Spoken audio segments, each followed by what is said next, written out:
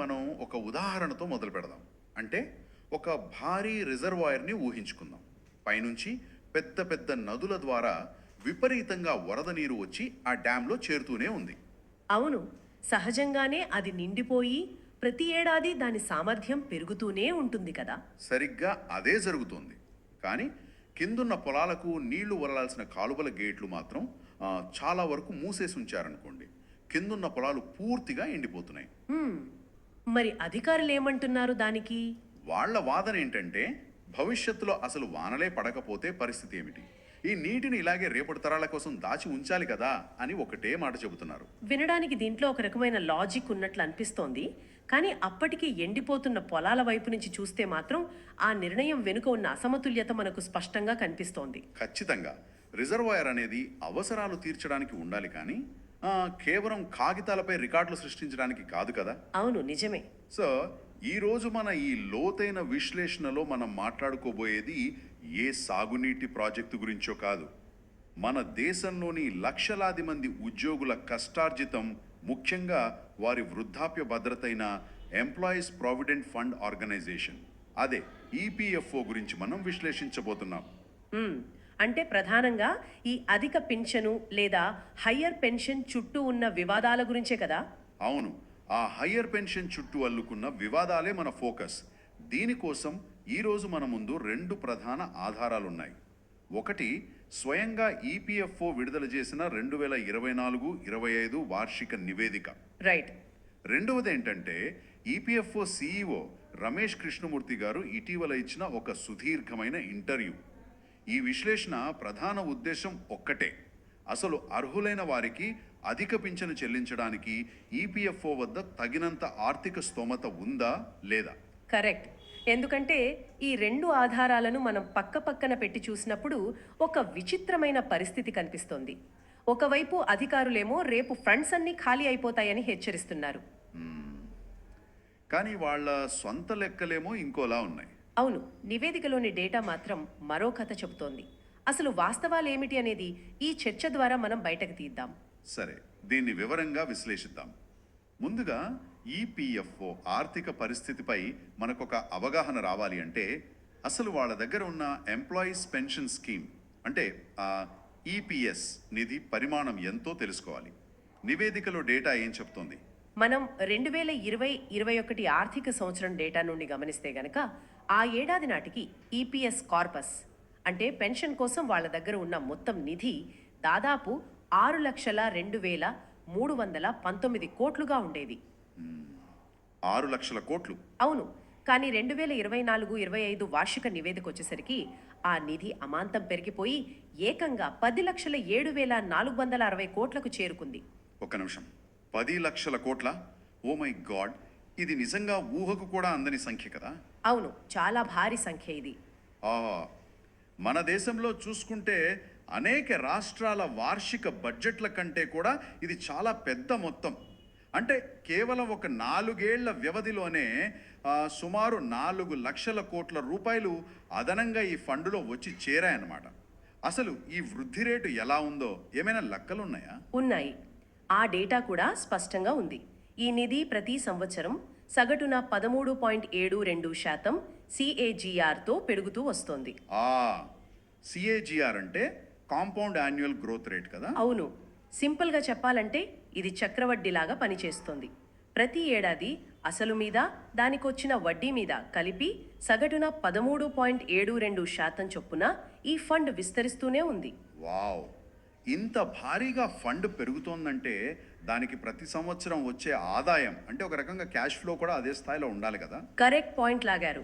Cash flow అంటే ఫండ్లోకి వస్తున్న డబ్బుకి బయటకు వెళ్తున్న డబ్బుకి మధ్య ఉన్న వ్యత్యాసం. మనం కేవలం ఈ 2024-25 సంవత్సర లెక్కలనే తీసుకుంటే ఆ ఒక్క ఏడాదే ఈపీఎఫ్ఓకి కేవలం వడ్డీ రూపంలో వచ్చిన ఆదాయం ఎంతో చూస్తే ఆశ్చర్యపోతాం. కేవలం వడ్డీ రూపంలోనా ఎంతొచ్చింది? అక్షరాల 64,341 కోట్ల రూపాయలు కేవలం ఇంట్రెస్ట్ ఇది.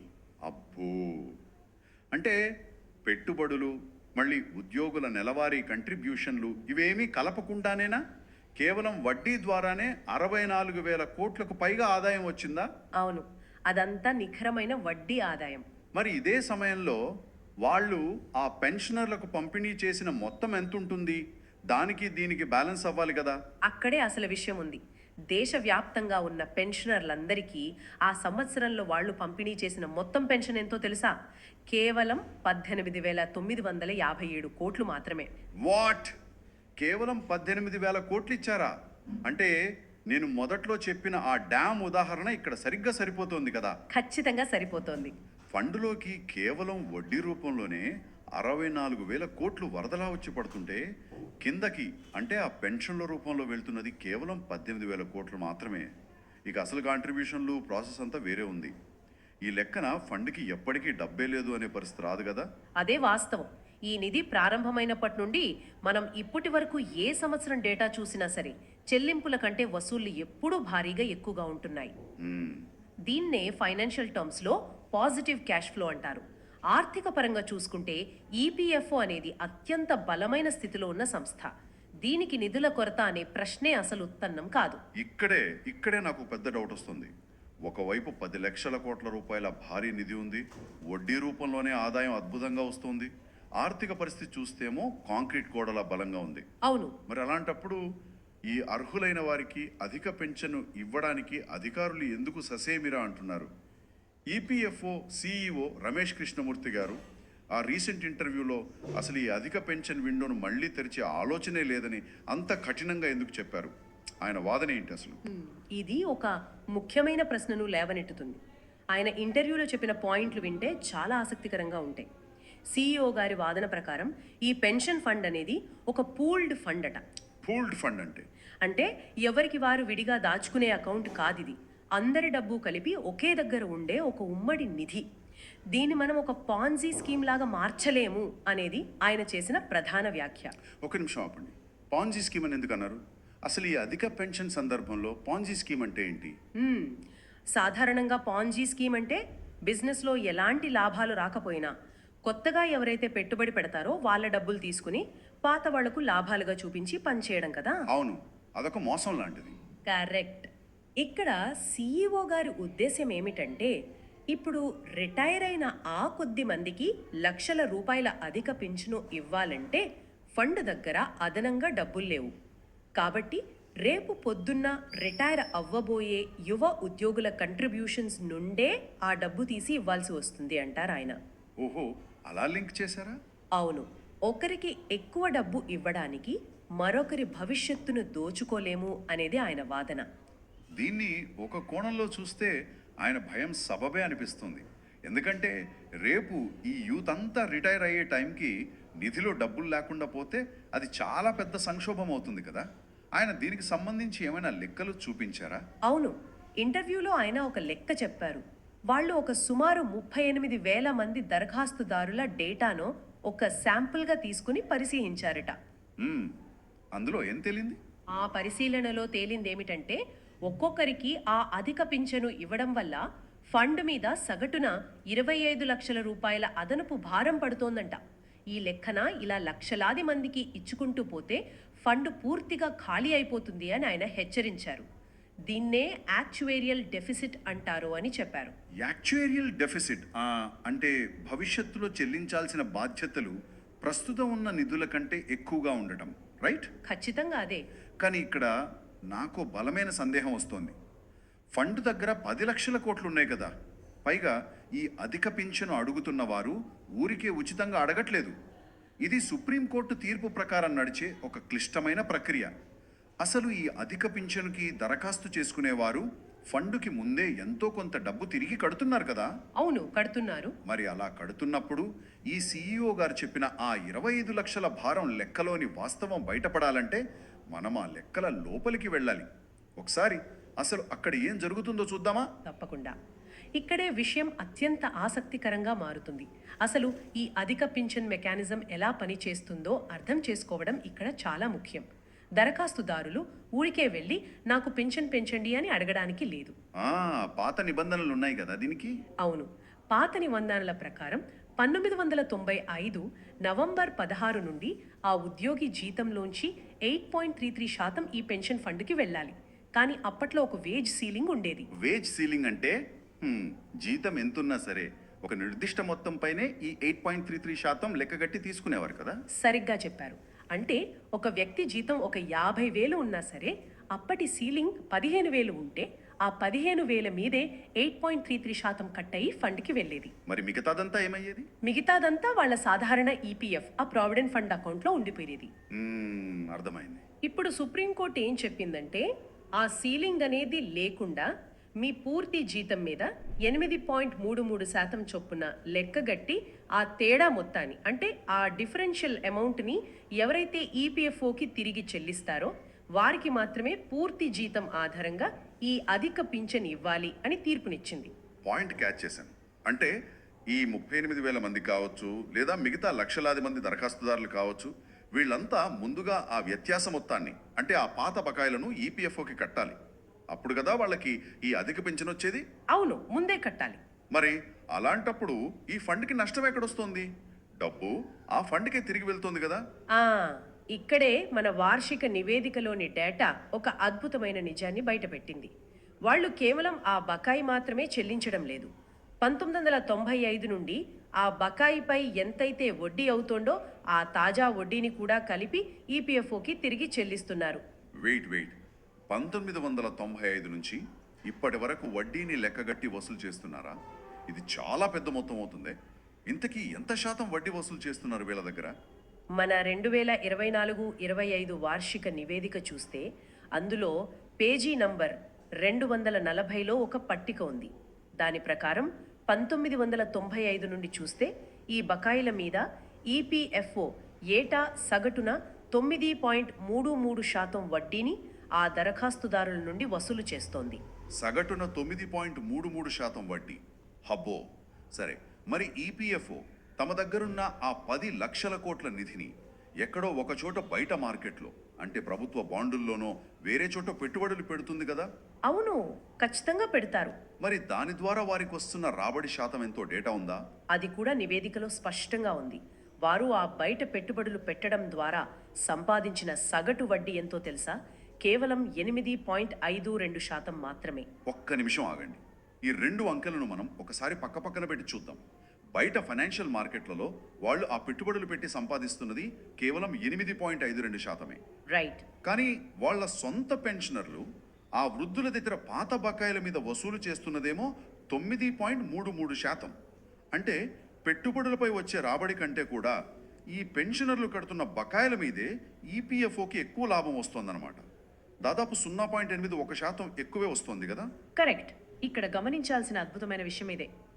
గణాంకాలు చెబుతున్న నగ్న సత్యం ఇది. వాస్తవానికి ఒక వృద్ధుడు తన జీవితకాల పొదుపు మొత్తాన్ని ఈ 9.33% భారీ వడ్డీతో సహా తీసుకొచ్చి ఈపీఎఫ్ఓ ఫండ్లో వేస్తున్నాడు. దీనివల్ల ఫండ్కి తక్షణమే భారీగా డబ్బు వచ్చి పడుతోంది తప్ప ఎలాంటి నష్టం జరగడం లేదు. ఆర్థిక విశ్లేషకులు కూడా ఇదే పాయింట్ని గట్టిగా ఎత్తి చూపుతున్నారు. వాళ్ళ నివేదికలోనే రాసి ఉంది, డిఫరెన్షియల్ అమౌంట్ని వడ్డీతో సహా వసూలు చేసి పెన్షన్ని సవరించడం వల్ల ఈపీఎఫ్ఓకి ఎలాంటి ఆర్థిక నష్టం లేదు అని. 25 లక్షల భారం పడుతోంది, ఆ ఫండ్ అంతా ఖాళీ అయిపోతోంది అనే లెక్కను ఎలా తీశారు? బహుశా ఆ 38,000 మంది శాంపిల్ అనేది చాలా ఎక్కువ జీతాలున్న టాప్ ఎగ్జిక్యూటివ్లది అయి ఉండొచ్చు. వాళ్ళ జీతాలు లక్షల్లో ఉంటాయి కాబట్టి ఆటోమేటిక్గా పెన్షన్ భారం కూడా అలాగే కనిపిస్తుంది. లాజిక్ కరెక్టే. శాంపిల్ ఎంపికలు తేడా ఉందన్నమాట. అవును, కానీ ఈపీఎఫ్ఓలో ఉన్న మొత్తం కోట్లాది మంది సభ్యుల సగటు జీతం చూసుకుంటే చాలా తక్కువే ఉంటుంది కదా. ఆ తక్కువ జీతం ఉన్న సామాన్యుల డేటాతో విశ్లేషిస్తే గనక ఈ 25 లక్షల భారం అనే థియరీ అసలు నిలబడదు.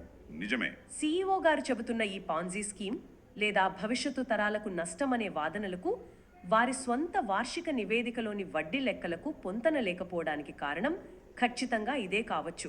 ఇది వింటుంటే నాకు విషయం అర్థమవుతోంది. ఈ మొత్తం వ్యవహారంలో ఒక స్పష్టమైన నమూనా కనిపిస్తోంది. పై స్థాయి అధికారులేమో పదే భవిష్యత్తు గురించి, డెఫిసిట్ గురించి చెబుతూ ఒక రకమైన భయానక వాతావరణాన్ని సృష్టిస్తున్నారు. అవును. కానీ వాస్తవ లెక్కలేమో ఫండ్ బాగా లాభాల్లో ఉందని, స్తోమతకు ఎలాంటి డోకా లేదని ఘోషిస్తున్నాయి. ఎందుకు ఈ సిస్టమ్ ఇలా ప్రవర్తిస్తోందంటారు? దీన్ని మనం విశాల దృక్పథంతో చూస్తే ఒక విషయం అర్థమవుతుంది. బ్యూరోక్రసీ అంటే మన అధికార యంత్రాంగం సహజ లక్షణం ఎప్పుడూ ఇలాగే ఉంటుంది. నిధులను తమ ఆధీనంలోనే అట్టి పెట్టుకోవటానికి లేదా రికార్డులో ఆ ఫండ్ సైజును భారీగా చూపించుకోవటానికి వాళ్ళు ఎప్పుడూ ప్రాధాన్యత ఇస్తారు. ఓకే, అదొక పవర్ గేమ్ అనుకోవచ్చా? ఒక రకంగా అంతే. ఇది వాళ్ళకు ఒక భద్రతా భావాన్ని ఇస్తుంది. కానీ దురదృష్టవశాత్తు ఆ ఫండ్ అసలు ఎవరి కోసం ఉందో, ఆ వాస్తవ లబ్ధిదారుల పరిస్థితి క్షేత్రస్థాయిలో ఎలా ఉందో వింటే మాత్రం మనకు ఈ వ్యవస్థల పట్ల తీవ్ర నిరాశ కలుగుతుంది. అవును, ఆ లబ్ధిదారుల అనగా ఆ పెన్షనర్ల దీనస్థితి గురించి మనం ఖచ్చితంగా లోతుగా మాట్లాడుకోవాలి. సుప్రీంకోర్టు తీర్పు తర్వాత అసలు ఎంతమంది ఈ హయ్యర్ పెన్షన్కి దరఖాస్తు చేసుకున్నారు? వారి ప్రస్తుత పరిస్థితి ఎలా ఉందంటారు? సుప్రీంకోర్టు తీర్పు వచ్చాక జాయింట్ ఆప్షన్ కోసం మొత్తం 17,49,000 మంది దరఖాస్తు చేసుకున్నారు. 17 లక్షల పైనే. ఓకే.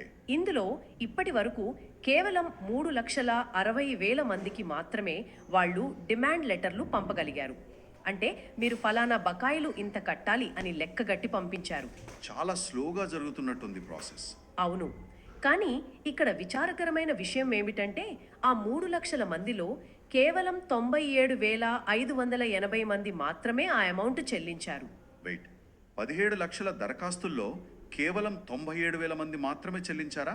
ఎందుకని ఈ ప్రక్రియ ఇంత నెమ్మదిగా సాగడానికి, ఇంత తక్కువ మంది చెల్లించడానికి అసలు కారణం ఏంటి? ఇక్కడే ప్రాక్టికల్ సమస్యలు చాలా ఉన్నాయి.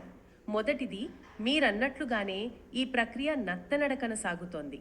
రెండోది మరియు అతి ముఖ్యమైనది ఏంటంటే ఈపీఎఫ్ఓ అడిగే ఆ భారీ బకాయిలను వాళ్ళు ఒకేసారి కట్టాలి. ఒకేసారా? అవును. ఒకసారి మనం ఊహించుకుందాం. ఒక 80 ఏళ్ల వయసులో ఉన్న వృద్ధుణ్ణి పిలిచి 1995 నుంచి 9.33% వడ్డీతో కలిపి ఒక 15 లక్షల రూపాయలు రేపటికల్లా తీసుకురండి అని అడిగితే అసలే రిటైర్ అయిపోయి ఎటువంటి ఆదాయం లేని ఆ వృద్ధుడు ఆ డబ్బు ఎక్కడి నుంచి తీసుకొస్తాడు? వామో, అది ప్రాక్టికల్గా అసలు సాధ్యమయ్యే పని కాదు కదా. జీవితకాలం కష్టపడిన డబ్బు ఎప్పుడో ఖర్చయిపోయి ఉంటుంది వాళ్ళకి. అదే కదా సమస్య. అంటే చట్టపరంగా వాళ్ళకి ఆ హక్కు ఉన్నా కూడా వ్యవస్థ సృష్టించిన ఈ ఆర్థిక వలయంలో చిక్కుకుని వాళ్ళు ఆ హక్కును వదులుకోవాల్సిన పరిస్థితికి నెట్టబడుతున్నారన్నమాట. ఖచ్చితంగా అంతే. సరే, ఇది ఈ అధిక పెన్షన్ అడిగిన వారి పరిస్థితి. మరి అసలు ఏ హంగామా లేని ఆ సాధారణ పెన్షనర్లు ఉంటారు కదా, వాళ్ళ పరిస్థితి ఎలా ఉందో డేటా ఏమన్నా చెప్తుందా? ఈ డేటా చూస్తేనైతే అసలు సామాజిక భద్రత అనే పదానికి అర్థం లేకుండా పోతుంది. మన దేశంలో మొత్తం 81,48,000 మంది ఈపీఎఫ్ఓ పెన్షనర్లు ఉన్నారు. చాలా మందే ఉన్నారు. వీరందరికీ కలిపి చూస్తే ఒక వ్యక్తికి వచ్చే సగటు నెలవారీ పెన్షన్ ఎంతో తెలుసా? కేవలం 1,939 రూపాయలు మాత్రమే. 1,939 రూపాయల? ఏంటిది, మరి టూ మచ్ కదా. నేటి ద్రవ్యోల్బణ పరిస్థితుల్లో మనం ఒక గ్యాస్ సిలిండర్ కొంటేనే 1,000 రూపాయలు దాటుతుంది. అవును, నిజమే. ఇక వయసుకు పడిన వాళ్లకు వచ్చే బీపీ, షుగర్ మందులు, కనీస నిత్యావసరాలు, కరెంటు బిల్లులు, అసలు ఈ 2,000 లోపు పెన్షన్తో ఒక మనిషి నెలకు వారం రోజులు కూడా బతకలేడు. నిజమే, కానీ ఇది కేవలం సగటు మాత్రమే అని గుర్తుపెట్టుకోండి. ఇంకా దారుణమైన వాస్తవం ఏమిటంటే ఈ 81 లక్షల మందిలో సుమారు 45.19% మందికి, అంటే దాదాపు 36,82,000 మందికి నెలకు 1,000 రూపాయలు లేదా అంతకంటే తక్కువే పెన్షన్ వస్తోంది. ఈ రూపాయలు విసిరేయటం ఎంతవరకు సమంజసం అంటారు? ఏ కోశానా సమంజసం కాదు.